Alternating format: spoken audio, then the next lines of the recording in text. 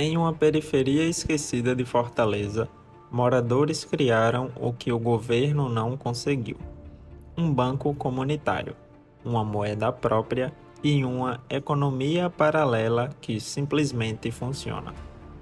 Sem precisar de autorização do Banco Central, eles movimentaram milhões e transformaram a favela no modelo estudado por Harvard, ONU e governos do mundo inteiro.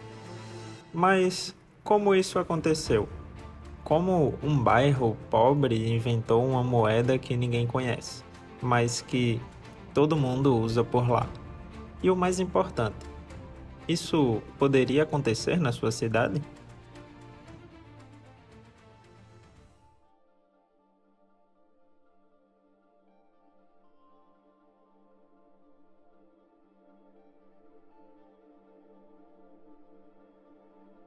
Imagine viver em um bairro onde a cidade parece não existir, onde não há ônibus, escolas ou hospitais, onde você precisa caminhar horas para conseguir comprar pão ou procurar emprego. Esse era o Conjunto Palmeiras, criado nos anos 70 para empurrar a pobreza para longe do centro de Fortaleza. Mas quando se esconde a pobreza debaixo do tapete, ela não desaparece, ela apodrece. A comunidade cresceu cercada de muros invisíveis, a distância, a falta de transporte, o preconceito. E o mais cruel, mesmo com o esforço de quem acordava cedo, fazia bico, vendia o que podia, o dinheiro que entrava nas casas mal parava ali. O pouco que se ganhava já ia embora para fora.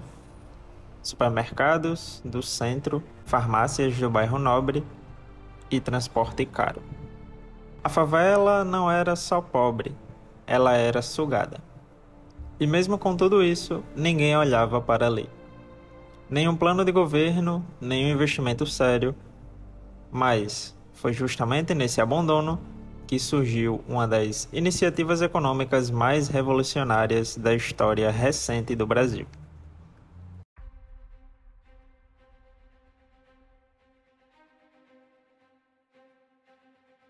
Foi no meio desse cenário desolador que um grupo de moradores começou a fazer perguntas simples, mas que ninguém no poder parecia se importar.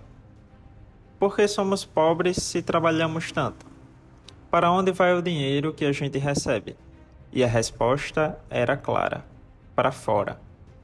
A renda entrava no bairro e saía no mesmo dia. Compras no centro, serviços em outros bairros, crédito que só existia para quem tinha conta em banco, o dinheiro virava um visitante passageiro.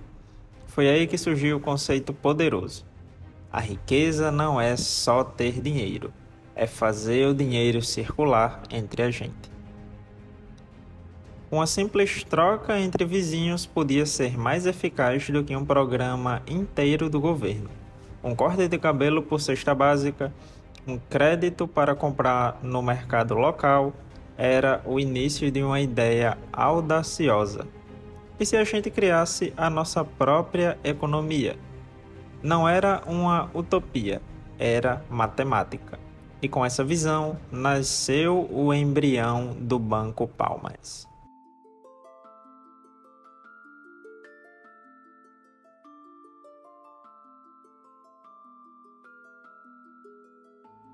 O Banco Palmas nasceu como nascem as revoluções: pequeno, clandestino e desacreditado por todos.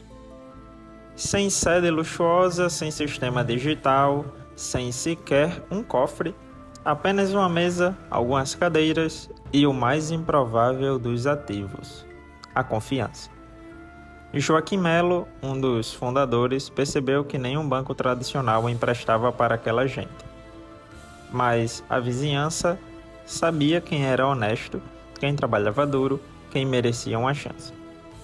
O modelo era simples, mas ousado. Crédito solidário, sem análise de score.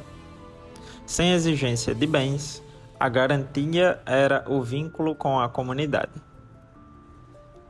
O primeiro empréstimo foi de R$ 200, dados a uma senhora que vendia roupas usadas. Em poucos dias, ela quitou tudo e dobrou a renda. E isso se repetiu com vendedores de frutas, donos de mercadinhos, cabeleireiras. O dinheiro girava ali entre conhecidos, fomentando pequenos sonhos. Era o começo de um banco que não cobrava taxas, não visava lucro e tinha como missão algo que nenhum outro banco brasileiro jamais teve: acabar com a pobreza local sem depender do Estado.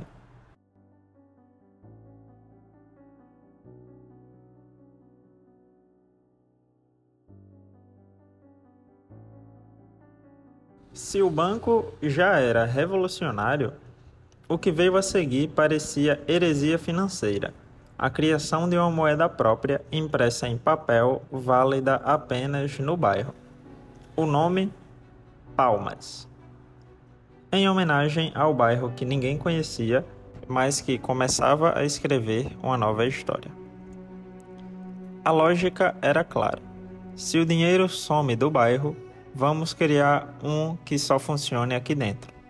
R$ 1 em Palmas só pode ser gasto no mercadinho de Dona Elza, na farmácia do seu Raimundo, na padaria do Zé. E aí vem o mais incrível: funcionou. Os comerciantes começaram a vender mais, os moradores passaram a consumir local, a renda cresceu sem que mais dinheiro entrasse, porque ele deixava de sair. A moeda Palmas foi aceita, respeitada e até valorizada, não por cotação oficial, mas pelo valor social que carregava. Era mais que dinheiro, era um símbolo de independência. E o que começou como uma experiência virou modelo. Dezenas de outras comunidades no Brasil passaram a copiar o sistema. E em pouco tempo, até estudiosos internacionais quiseram entender como uma favela nordestina criou um modelo econômico mais justo que muitos governos.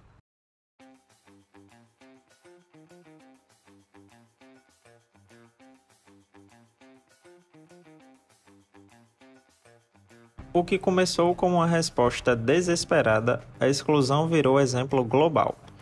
O Banco Palmas passou a ser estudado por universidades na França, na Alemanha, nos Estados Unidos. Economistas renomados começaram a visitar o conjunto Palmeiras para entender como um bairro pobre do Ceará conseguiu reinventar a lógica do capitalismo em escala local. E a resposta estava ali, na simplicidade: empatia, confiança e circulação local da riqueza. O modelo chamou a atenção da ONU, que premiou o projeto. O governo federal começou a dialogar com os criadores do banco. Até o Banco Central, que antes ameaçou fechar o Palmas por emissão ilegal de moeda, passou a reconhecer o valor social da iniciativa. O Banco Palmas não virou um gigante financeiro, mas inspirou o surgimento de mais de 100 bancos comunitários em todo o Brasil, cada um adaptado às necessidades de sua região.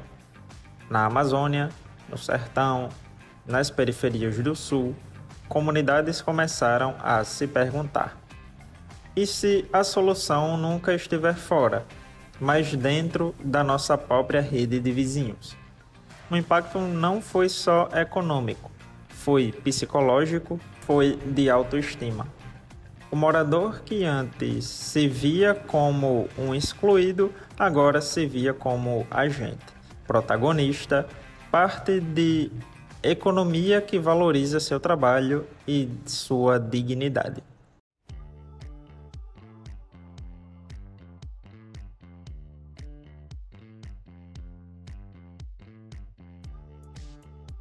O Banco Palmas nos ensina algo que vai muito além de dinheiro. Ele nos mostra que uma comunidade pode se reconstruir a partir do que já tem: sua gente, sua confiança, sua cultura. Quando o sistema tradicional vira as costas, não é o fim, é o começo da criatividade. Enquanto os grandes bancos disputam lucros e os governos trocam promessas, Há uma favela no Nordeste que imprimiu sua própria moeda e reinventou o que é ser rico. Porque riqueza não é ter muito, é fazer com que o pouco circule entre muitos. E talvez a próxima grande revolução econômica não venha de Wall Street, nem de Brasília. Ela pode nascer aí, na sua rua, na sua comunidade, na sua barbearia, na sua quintanda, na sua ideia. A revolução não precisa de bilhões, ela precisa de pertencimento. E no conjunto Palmeiras, ela começou com um grupo de vizinhos dizendo: se o Brasil não olha para a gente vai construir um Brasil daqui de dentro mesmo, e conseguiram.